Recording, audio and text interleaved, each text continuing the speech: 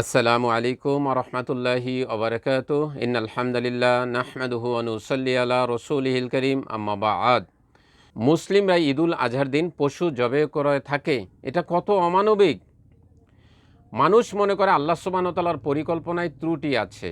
জাহিলি যুগের লোকেরাও মনে করত যে আল্লাহ সুবহানাহু ওয়া তাআলার আদেশ নিষেধে, আল্লাহ সুবহানাহু ওয়া তাআলার পরিকল্পনায়, আল্লাহ সুবহানাহু ওয়া তাআলার সৃষ্টিতে ত্রুটি আছে। আল্লাহ সুবহানাহু ওয়া তাআলা বিষয়টিকে সূরা সাদের ২৭ নম্বর আয়াতে উল্লেখ করেছেন, ওয়ামা খলাকনাস সামাআ ওয়াল আরদা ওয়ামা বাইনাহুমা বাতিলান যালিকা যন্নুল্লাযীনা কাফারু। আসমান এবং জমিনের মধ্যে যা কিছু আছে কোনো কিছুই আল্লাহ অনর্থক সৃষ্টি করেননি, যদিও কাফেররা এটাই ধারণা করে থাকে। আমরা পশু জবে করি, কিন্তু রক্ত এবং মাংস কোনো কিছু আল্লাহর কাছে পৌঁছে না। আল্লাহ সুবহানাহু ওয়া তাআলা সূরাতুল হজের ৩৭ নম্বর আয়াতে উল্লেখ করেছেন, লা ইয়ানালাল্লাহা লুহুমুহা ওয়ালা দিমাউহা ওয়ালাকিন ইয়ানাল্লাহুত তাকওয়া মিনকুম। তোমাদের পশুর রক্ত এবং মাংস কোনো কিছুই আল্লাহর কাছে পৌঁছে না, তোমাদের আল্লাহ ভীতি আল্লাহর কাছে পৌঁছে থাকে। অন্যান্য ধর্মের লোকেরা তারা পশু বলি দেয় তাদের দেবদেবীর সামনে, সেই পশুটিকে দেবদেবীর সামনে ফেলে রাখে। এগুলো কে খায়?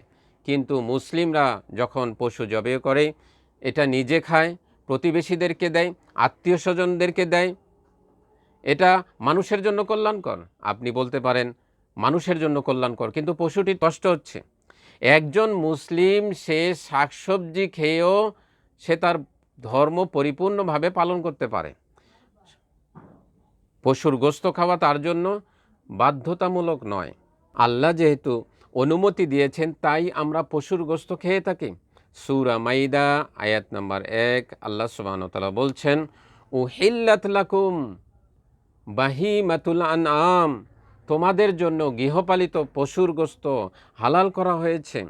গৃহপালিত পশুর দাঁত পরীক্ষা করলে দেখা যায় তাদের দাঁত হচ্ছে সমান, তারা শাকসবজি খেতে পারে।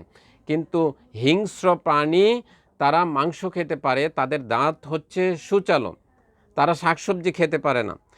মানুষ শাকসবজি খেতে পারে, পশুর গোশতও খেতে পারে।